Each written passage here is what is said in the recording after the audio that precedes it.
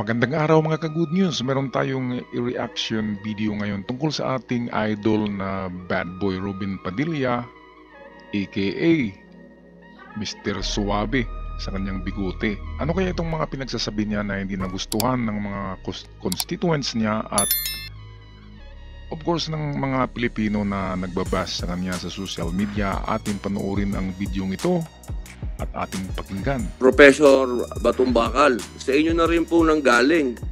Matagal na tayong paikot-ikot doon. Matagal na rin po tayong nagsusupply doon.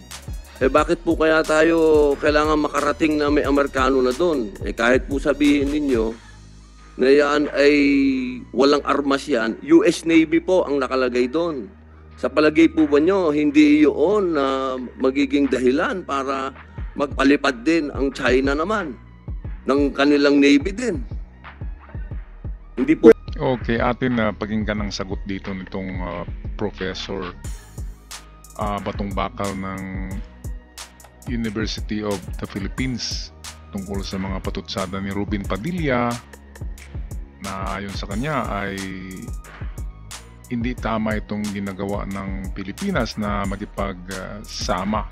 magsama ng US Navy na mag-supply doon sa Ayungin Shoal ng mga supplies ng mga tao doon sa BRP Sierra Madre at sa mga mangingisda malapit sa mga lugar na yon. Atin pakinggan ang sagot dito ni Professor Batong Bakal. Kaya ganun yun. Ang sinasabi ko lang po dito, sa matagal na panahon, 6 na taon po tayo na wala namang ganitong kalaking escalation.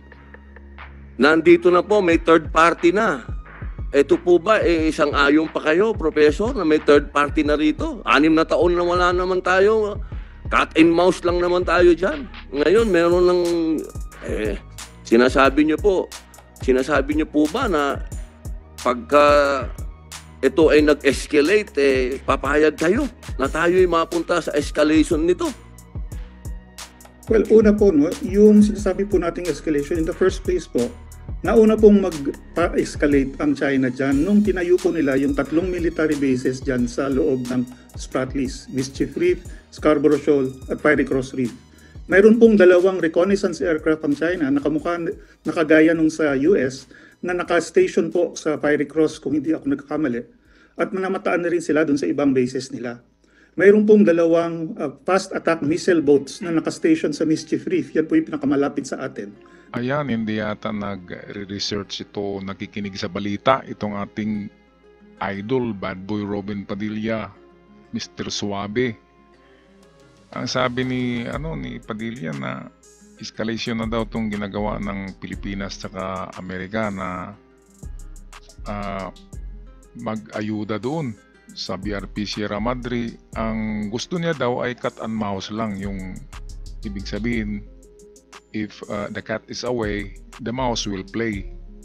Tayo yung mouse, yung cat, yung China, na kung wala yung Coast Guard ng China, papasok ang daga, which is tayo. Ang hindi alam ni Robin Padilla na may plano ang Pilipinas dito. Kaya nga pinapatagal ang paggawa nitong BRP Sierra Madre na kinakalawang na. Sinadya yan na isadsad yan sa Ayungin Shoal para magiging structure natin, para maklaim natin ang lugar na yan at sasabihin ng Chinese na atin talaga yan. Kaya hindi natin inaalis ang BRP Sierra Madre. Yan ang totoo dyan. Itong si Robin Padilla naman hindi nag-iisip. Atin muli panoorin at pakinggan. Umaaligid din dyan. At nung nga pong 2021, nabalita nga po na hinabol pa yung isang civilian na vessel natin na lula ng isang ABS-CBN crew. Yung pong PLA Navy, lagi po silang mayroong at least 2 o 3 warships na nakastasyon sa bawat isa dun sa 3 military bases nila dyan. Fiery Cross, Mischief Reef at Subi Reef. Hindi na po yun nagbabago.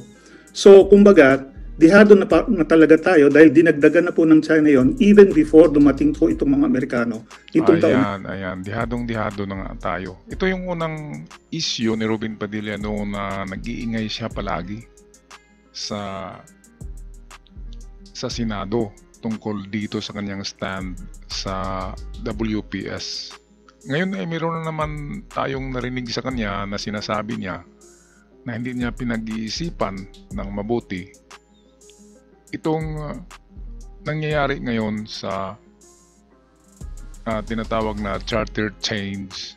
Lahat po ng binanggit nyo, nakita ko po lahat doon. Ako po kasi ay galing doon. Pati po yung mga base na sinasabi ninyo, nakita ko din po. Ang sinasabi ko po dito, sa loob po ng 6 na taon, hindi naman tayo nagkaroon ng ganitong escalation. Ang sinasabi ko pong maliwanag, bakit po tayo pumapayag ngayon na ganito na nag-escalate, meron ng Amerikano. Paulit-ulit naman itong escalation na sinasabi, merong pang third party. Kaya nga tayo humingi ng tulong sa Amerika kasi ang ating teritoryo ay pinapasok niya na ng Chinese. Which is, meron na silang ginawang mga artificial island na pasok sa ating economic zone. Mr. Padilla, Mr. Suabe, saan ka ba talaga papanig, sa China o sa Pilipinas? Kaya yung cat and mouse na sinasabi mo na ginawa noon, kaya nga nakapagtayo ng istruktura ang Chinese dyan, kasi kapag nandyan ang cat, nandyan ang pusa, ay magtatago ang mouse. Tayo yun, nagtatago ang ating Chinese Coast Guard kapag nandyan ang Filipino Coast Guard kapag nandyan ang Chinese Coast Guard. Kaya malaya silang nakapagtayo ng istruktura dyan, mga artificial island, kasi takot tayo sa kanila. Yan ang totoo. Pero ngayon na matapang na tayo dahil BBM, dahil meron tayong bagong presidente na nagkipag-alyado sa Amerika, tutulungan tayo at baback up ang Amerika sa anuman na mangyari dyan sa WPS. Kaya ito, maraming nag-bash dito kay Robin, kaya natahimik na siya ngayon tungkol sa issue na ito. Ngayon, meron na naman siyang bagong issue. Ito yung tinatawag na Constituent Assembly. Itong People Initiative na ibalik yung issue ng charter change. Okay, atin panoorin ang video nito. Ito ang pinag-iingay ngayon ni Idol Robin Padilla aka Mr. Suabe, itong tungkol sa sinasabi niyang People Initiative. Ano nga ba itong People Initiative na ito? Ito ay related sa CHACHA or Charter Change. Atin muna pakinggan ang balitang ito.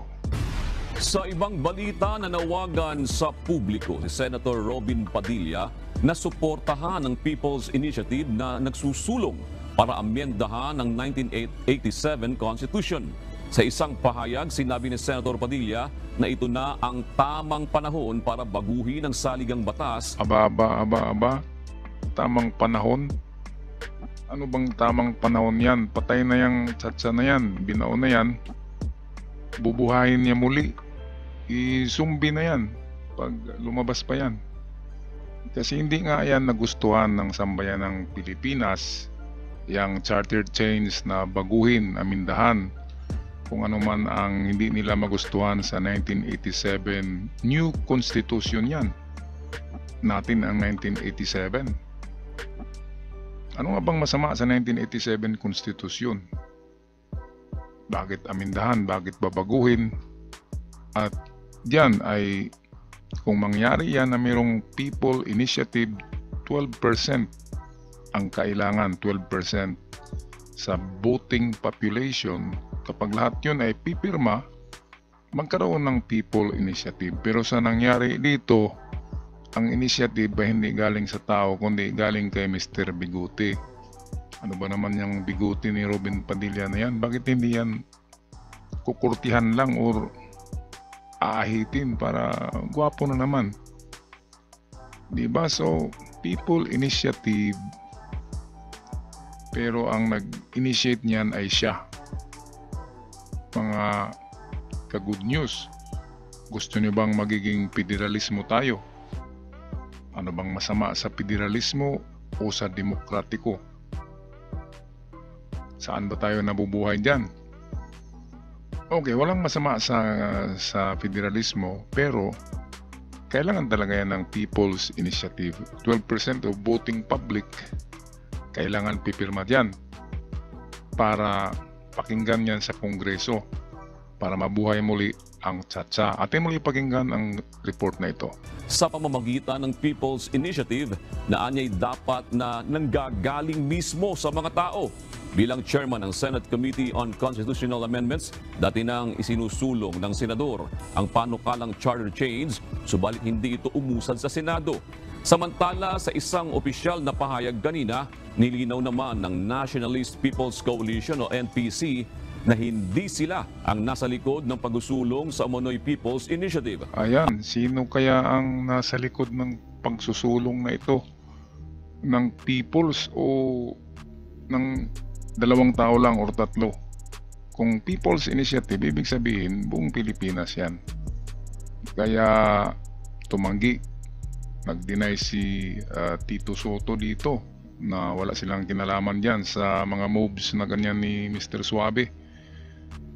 Kaya hindi naman ako abogado para husgahan ang mga ito. Pero wala sa tamang panahon si Mr. Suabe, Mr. Robin. Itong bigote pala niya ni Tito Soto, medyo maganda pang pagkakorte niyan. Pero kay idol ko yan noong college ako si Robin Padilla, bad boy. Idol ko yan, pero ngayon hindi ko na idol yan. Dahil sa yan, mga pinagsasabi niya diyan, palaging hindi maganda pakinggan yung mga sinasabi ni Mr. Suabe. Kaya atin muli pakinggan ang sasabihin ni Tito Soto dito. Ayon sa chairman ng partido na si dating Senate President Tito Soto, nakipagpulong na siya sa mga lider ng partido at nanindigan na walang iniendorso ang NPC kaugnay sa usapin ng Chacha. Alright, yan lang ang ating nasagap na mga balita sa ngayon, mga ka-good news. Hanggang sa muli, ako'y magpaalam na. God bless you all. Ingat kayong lahat sa bayanang Pilipinas.